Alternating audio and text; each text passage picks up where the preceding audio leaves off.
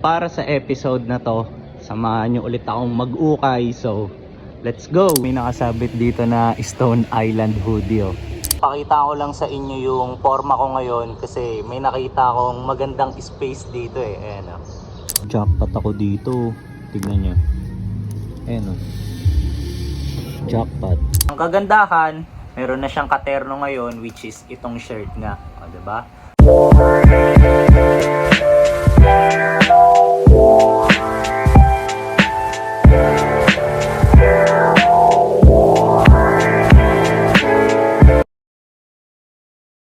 Yo! Good day sa inyong lahat. So para sa episode na to, samahan nyo ulit akong mag-ukay. So let's go! Bago pala tayo mag-umpisa, so pakita ko lang sa inyo yung forma ko ngayon kasi may nakita akong magandang space dito eh. Ayan o.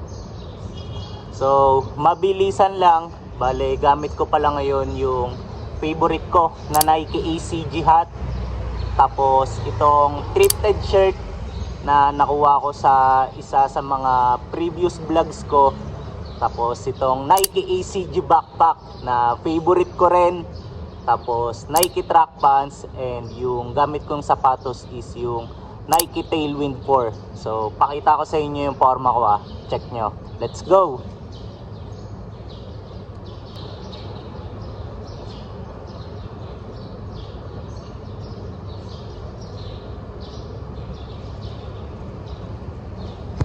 Na ako sa unang shop, tapos naalala ko sa pair na to yung nakuha kong Clark's Wallabies kasi pareha sila ng suede, tsaka magkahawig yung yan, yung sa ganitong part nila.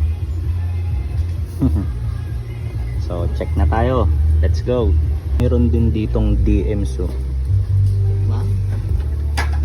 kaso di ko sure kung legit pero ang ganda ng condition. Ayan. Walang ganong heel drags and issues. Pogi. Kaso liit lang din pala.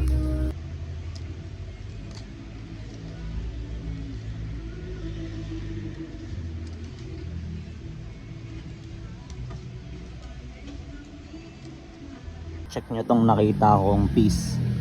Obey na pants. Tapos gusto ko lang i-share kasi bibihira lang akong maka-encounter ng Obey na pants Pero hindi ko lang sure kung legit to. Kasi yung quality ng, for example, dito sa button niya, ganyan Tignan nyo tong piece na to. Yung brand niya is, ayan, Redhead.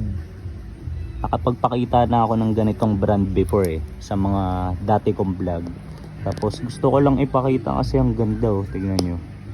Yung kulay niya denim na denim talaga. Tapos baggy yung sizing.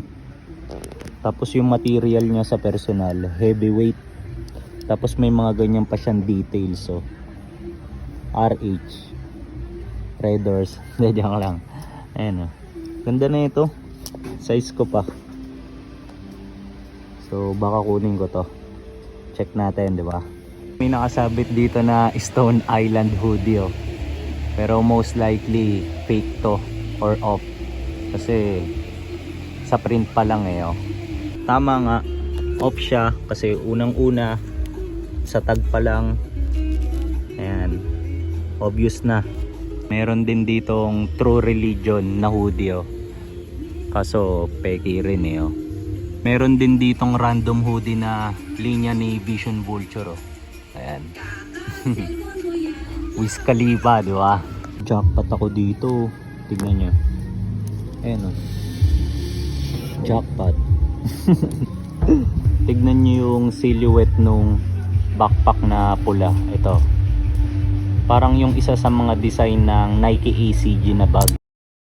Speaking of Nike ACG, nandito kasi ako sa mga shorts ngayon Tapos may nakita ako na board short na ACG. Nakakatuwa naman to. Yo, checking ako ngayon ng mga items na balak kong kunin kung meron ba silang mga issues.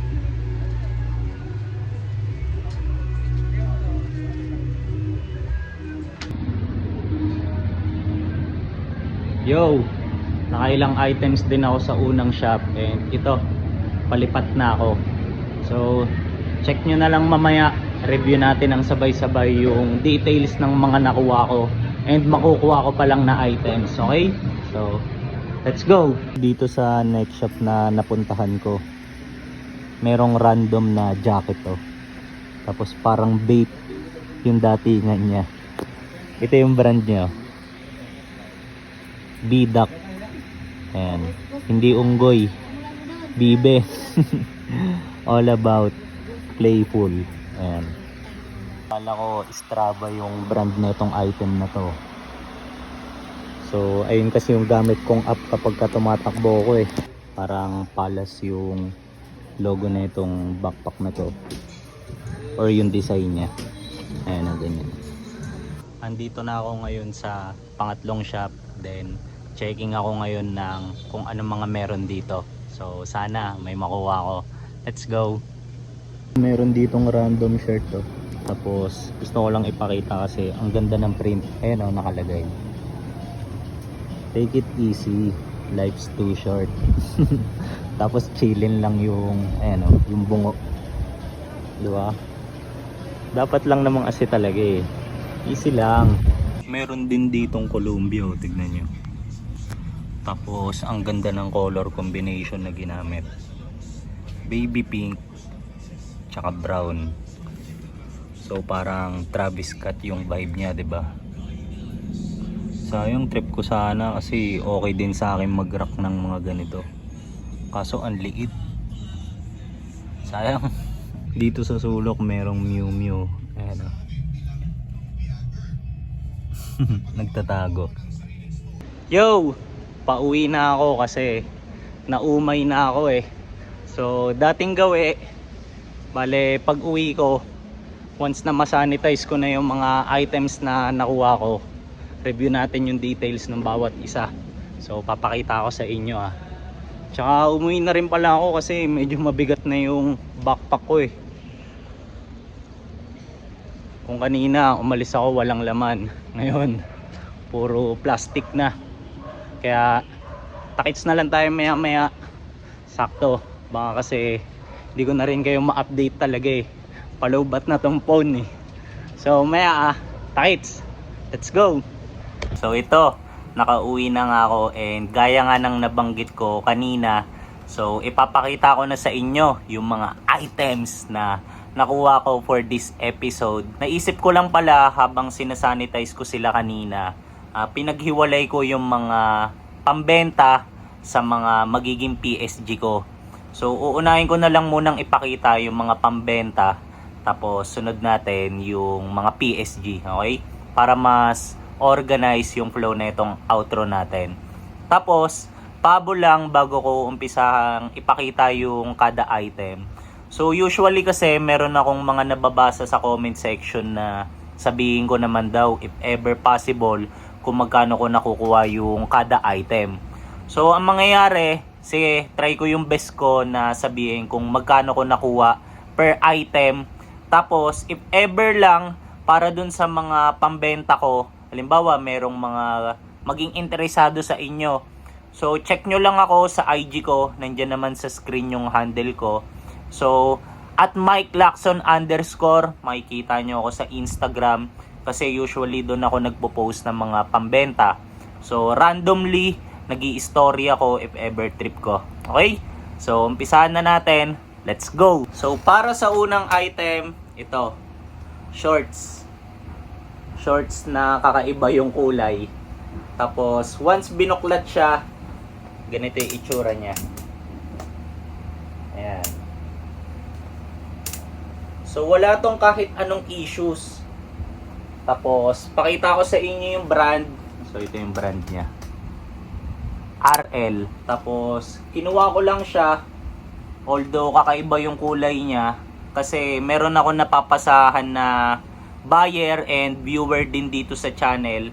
So susubukan ko siyang pasahan kasi RL yung mga linya niya eh. Pero if ever na hindi niya trip, so post ko na lang to. Ayun nga, nabanggit ko naman sa inyo kanina kung saan nyo to pwedeng makita if ever. Okay? So ito yung unang item natin. RL. Then, para naman sa second item natin, so pakita ko na muna sa inyo yung tag. Ito yung tag niya. Nandiyan na rin naman yung brand. So, Levi's. Tapos, anong Levi's to? Once binuklat siya, ganito yung itsura niya. Pants. So, nangihinayang ako dito. Bakit? Kasi if ever na size ko to, gagawin ko talagang PSG to. Kasi tignan nyo naman yung itsura, di ba? Parang mga pang 80s na pantalon eh. Tapos ang ganda pa ng details nito. So halatang halata naman, 'di ba? Meron siya nung lining patterns. Ayun oh. Tapos ang ganda ng fabric nito sa personal. Tapos ganda pa ng mga details nga. So una to, tignan nyo. Ganyan yung botones nyo. Halatang maganda yung quality, 'di ba? Tapos pagdating sa likod, may mga ganyang pantags, so ayan, parang meron siya nung logo ng Levi's. Tapos hindi lang ako pamilyar kung special edition ba to or special release, kasi nakalagay Levi's red. Pero anyway, ganda na ito. Parang may pagkastusi yung vibe niya, diba? Tapos wala pala tong kahit anong issues. So ito, yung second na pambenta. Levi's pants, pambabae. Para naman sa third item, so pakita ko lang muna yung tag. So obvious naman, 'di ba? Nike. Once binuklat siya, ganito yung itsura niya. Para siyang pambata na long sleeves or sweater. Pero parang pasok din to sa mga petit na babae. Tapos, ganito lang yung design nyo. Greatness ain't easy, dog. Syempre, di ba? Lahat may kapalit. Kung gusto mo maging great, di ba? Merong kapalit. So, ayan. Kaya, it ain't easy, dog. So, ito, yung pangatlong item na pambenta ko. So, ayan. Nike na long sleeves or sweater. Para naman sa pang-apat na item, so pakita ko lang muna ulit yung tag. Ganito yung tag niya. RL ulit na gold tag. Once binuklat siya, ganito yung itsura niya. Tapos ganito naman yung likod niya. So ito, wala rin tong issues kagaya dun sa mga naunang items. Tapos meron siyang ganito, bulsa. Ayan. 'Di ba? Tapos para siyang rugby long sleeves, yung parang ganoon, 'di ba? Kasi may ganito pa siya, oh. May mga botones. Tapos pagdating sa sleeves niya, meron din. Ayan. So ipi-PSG ko sana 'to eh. Kaso mas trip ko siyang ipambenta. Pero pasok kasi sa akin yung size eh. Kaya pinag-isipan ko ring maigi kung ipi-PSG ko pa to or na. Pagdating pala sa laylayan, meron siya nung ganito, embroidered na branding. Sana mapakita ko na maayos. Maliit eh. Ayun oh, may nakalagay P R L. So Polo Ralph Lauren. Para naman sa fifth item, so pakita ko lang muna yung tag neto. Ganito yung tag niya. Yan. Columbia. Tapos obvious naman, jacket to. So anong jacket? Ganito. Windbreaker jacket. Yan, ganyan yung itsura niya. Tapos ganito yung likod niya. So ito, size ko rin to, pero naisip ko ipapambenta ko na lang siya. Di ba? Tapos ganito yung design niya. Meron lang siyang minimal na print ng Columbia dito sa chest part. Tapos meron siya ng mga normal strings dito sa hood para pwedeng masikipan, di ba? Tapos yung normal zipper working, wala rin tong kahit anong issues. Then kabilaan, ayan, meron siya nung pockets. Para naman sa last item na pambenta ko, so ito, jacket ulit. Tapos anong jacket? Surf brand to. So ayan. So pakita ko na muna ulit yung tag bago ko buklatin. So ganito yung tag nyo. Ayan. O'Neill. So ayan. Tapos once binuklat siya, ganito yung itsura niya. Using ko lang yung hood. Ayan. Ganyan, no? Tapos ang ganda ng back hit na ito. Tingnan nyo. Ganyan po. Diba? Angas eh, no? Ayun, no? Tapos sa harap, meron din siya nung ganyang design. Pero maliit lang. Ayun, no? Sa chest part niya. Tapos yung normal, meron lang siya nung zipper sa harapan since jacket. Ayan. Tapos wala rin siyang kahit anong issues. Then ito, naisip ko, gagawin ko talagang PSG to if ever na hindi ko pa itong mabenta. Bakit? Kasi napakaganda ng quality nito. Tingnan nyo naman yung loob. Halatang swabe yung materials, 'di ba? Tapos, bukod doon, pasok pa sa size ko to. Kaya pwede ko talaga siyang ipamorma muna, 'di ba? So ito, yung last item para sa mga pambenta. Tapos move naman tayo para dun sa mga magiging PSG. So para sa unang PSG, so ito, familiar na kayo dito eh kasi napakita ko na kanina to, 'di ba? So ito yung board short na Nike ACG. Buklatin ko lang muna. Ayan oh, ganyan yung itsura niya. Ayan. So naisipan ko lang na gawin tong PSG kasi ayun nga, ngayon lang talaga ako nakakita ng ACG na board short eh. Kaya na-appreciate ko siya. Tapos sakto pa, pasok sa size ko. So sabi ko, to, gamitin ko na lang to, 'di ba?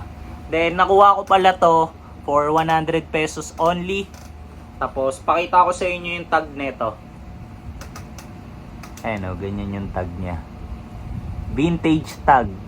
May nakalagay pa na 1989. Ayan o. Established 1989. So, this was the year kung kailan nag-umpisa yung ACG line ng Nike. Okay? Ayan. Tapos, wala rin tong kahit anong issues kagaya dun sa mga naunang items kanina. Kaya, swabe talaga, di ba? Ayan. Tapos, meron lang siya ng mga normal pockets. Tapos, ang kulit lang ng details na ito. Ayan o. Pag malapitan, meron siya nung mga print ng ACG. Tapos, merong ganyan o. Parang insekto. Okay ba to? Ayan. Ito. Kakaiba sa mata. Nike ACG na board short. Ito yung unang PSG item ko. Para naman sa second item, ito, shorts ulit. Tapos, anong shorts? Buklatin ko lang. Nike. So, ganito yung tag niya. Modern. Pero once binuklat siya, 'di ba, mukha siyang vintage. 'Di ba? Kasi sa kulay, tapos ganito pa yung Nike niya sa bandang laylayan, no. Embroidered 'yan. Ganda ng detail eh, no. Tapos 'yan, no, naka-air cool yung fabric niya. So ito, kaya ako naman to kinuha and gagawin PSG kasi obvious naman, diba, nagbabasketball ako tapos at the same time, mahilig din akong magpapawis. So magagamit ko talaga to. Tapos ganito pala yung likod nyo. Ayan. So ito, yung second PSG item ko. Ito naman, nakuha ko pala for 50 pesos. Tapos, same yung presyo neto dun sa magiging sunod na item. Okay? So, para sa third item natin, ito, shorts ulit. Tapos, ayun nga, kasabay kong nakuha to nung isang Nike kanina. Pero para sa akin, mas maganda to. So, buklatin ko lang ha. Ayan o, ganyan yung itsura niya. O, diba? Ano ba mas maganda? Yung pangalawa or ito? Para sa akin, ito eh. So, ganito naman yung tag neto.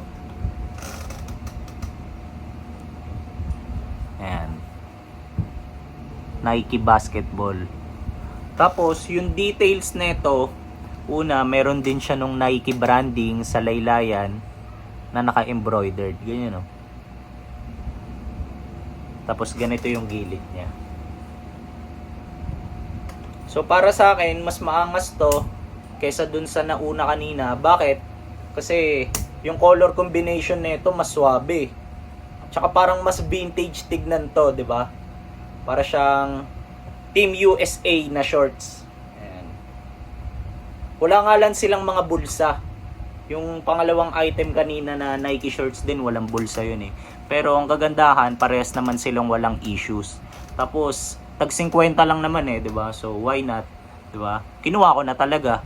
Tapos at the same time, magagamit ko rin naman talaga sila eh. Kasi nga, yung mga ginagawa ko, madalas ako magpapawis. So ito, yung third PSG item ko, Nike na basketball shorts. Then para naman sa fourth PSG, nito yung tag niya. Willow Bay. So random shirt lang to. Tapos once binuklat siya, ganito yung itsura niya. Plain shirt lang. So magagamit ko lang to pan daily or pwede rin pang alis. So kinuha ko to for 50 pesos. And ito, ganyan lang yung details niya. Medyo faded na yung kulay niya, pero ang kagandahan, equal naman sa buong shirt or sa buong item. Kaya para siyang vintage na rin, di ba? Yan. Wala naman na ako masasabi dito kasi wala siyang design eh. Tapos, yan, wala siyang kahit anong issues. Para naman sa next item, so ito, Nike ulit, then t-shirt ulit. Tapos pakita ko muna sa inyo yung tag. Ganyan, no? Printed tag. Tapos once binuklat siya, kamukha siya nung t-shirt kanina na random. Tapos kakulay pa. Pero ang pinagkaiba lang, ito, meron siya nito. Nike na embroidered logo sa chest part. Ayan. Tapos yung likod niya, wala na siyang back hip. Then nakuha ko naman to for 75 pesos only. Okay lang ba? So, para sa akin, oo. Bala ko tong gamitin din pampapawis, pero pwede rin pamorma, 'di ba? Lalo kapag nag-uukay vlogs ako. Kasi para siyang vintage na eh. Pero hindi, modern. Yung kulay niya lang kasi, ayun oh. Medyo fading na rin siya. Kaya para na rin siyang vintage, although modern release nga. Para naman sa 6 item natin, so pakita ko lang muna ulit yung tag. Ito. Ganito yung tag niya. Once binuklat tong shirt na to, ganito yung design niya. Meron siyang nakalagay na Hoyas G. So anong meaning niyan? So paliwanag ko lang, yung G, ang meaning neto is Georgetown. Tapos Georgetown Hoyas yan. So ito yung college basketball team ni Allen Iverson. So yan, Georgetown Hoyas. Tapos kinuha ko to. So una, kasi ang ganda ng pagka-gray niya, 'di ba? Tapos yung ginamit na print, ganyan oh. Parang navy blue. So ang ganda ng color combination. Tapos pangalawa, wala tong kahit anong issues, 'di ba? Tapos size ko pa. Tapos pangatlo, yung main reason kung bakit kinuha ko to, bale meron kasi akong vintage hat na Georgetown Hoyas. So papakita ko sa inyo, mabilisan lang. So ito. Ayan. Georgetown Hoyas by Sports Specialties. Ayan. So ito na lang yung nag-iisang vintage hat ko. Tapos ang kagandahan, meron na siyang katerno ngayon, which is itong shirt nga, o, diba? So ayun yung main reason kung bakit kinuha ko tong t-shirt, para dito, para may katerno to. Ayan, o, diba? So tabi na muna natin to. Tapos balikan lang natin tong shirt, kasi sa likod na ito may nakalagay, ayan o, Geico. Di lang ako familiar kung yung Geico na to, kumpanya ba to, or ano ba, for example, team din ba to? Kasi madalas nakikita ko to eh. Ayan, Geico. Pero regardless, kahit may ganyan, okay lang sa akin. Basta naiintindihan ko na Georgetown Hoyas to. Ayan, di ba? Okay ba? So ito, yung second to the last item natin. Georgetown Hoyas na random shirt. Then para naman sa last item natin, so ito, nakuha ko to for 75 pesos only. Tapos nakalimutan ko atang banggitin kung magkano ko rin nakuha yung Hoyas. So nakuha ko yon for 75 din kasi magkasabay sila eh. Ito tsaka yun nga, yung shirt na yon. Then ito naman, tong last item natin, pakita ko lang muna yung tag neto. So ganyan yung tag nyo. Cherokee. Once binuklat siya, ganito yung itsura nyo. Ayan. Tapos ganito yung likod niya. Meron siyang mga print ng mga pang summer vibe. Ayun yung mga ganyan. So inuli ko tong ipakita. Bakit? Kasi una, excited na akong gamitin talaga to. Pang PSG ko talaga siya. So ayan. Then, bakit ako excited? Para at least iba lang yung maging bagsakan ng forma ko paminsan-minsan, 'di ba? So, ayan. Tsaka parang the way ko na makita tong piece na to, para siyang mga katulad kay Tony Montana eh, 'di ba? Sa Scarface. Parang mga polo shirt na pang summer yung datingan. Ayan o. Pang Hawaii. Tapos, bukod doon, syempre, na-appreciate ko rin yung details nito kasi ang ganda ng quality niya, although random nga lang siya. So, check nyo yung manggas niya, tignan nyo yung patterns. So, mahalatang maganda yung craftsmanship niya, 'di ba? Tapos, pagdating dun sa mga print, ayun oh. 'Di ba? Ganda eh, oh. Ayan. Tapos, ang ganda pa ng mga botones nito, para talagang pang summer. Ayun yung ganyan, oh. Parang kahoy ata to na ginawang botones. Tapos, ito kasi, nung nakuha ko to or nakita ko to, na-imagine ko agad kung paano ko to popormahan. Hindi ko pa sure kung ano yung pambaba, pero most likely yung gagamitin ko dito is yung DMs ko. So, sana ma-vlog ko rin yun or magawang ko ng any documentation, 'di ba? Be it photos lang para mapakita ko, 'di ba? So, ito, yung last item natin. Random na polo shirt. Flex ko lang for the last time. Okay ba? Ayan. So since napakita ko na yung kada item na nakuha ko for this episode, so matik nyo na para sa mga madalas manood sa akin dito. So comment kayo kung ano kaya sa tingin nyo yung pinakamagandang item na nakuha ko for this video, be it dun sa mga pambenta or sa mga PSG. Then if ever lang din meron kayong ibang ideas na gustong i-share, so feel free lang na ibato yan dyan sa comment section natin sa baba. Okay? Tapos as much as gusto ko palang sabihin kung magkano ko balak ibenta yung mga pambentang items kanina, so hindi ko magawa kasi as of now hindi ko pa talaga alam kung magkano ko sila balak ibenta. Kasi usually kapag nagdi-dispose din ako ng mga items, so syempre tumitingin lang din muna ako kung magkano ba yung normal price range ng bentahan nila based sa ibang seller, 'di ba? So para at least hindi maging masyadong mababa yung benta ko, tapos at the same time hindi rin masyadong maging mahal. So need ko nang tapusin yung video natin dito. So see you na lang sa next kong upload. Tapos ingat kayong lahat. Let's go!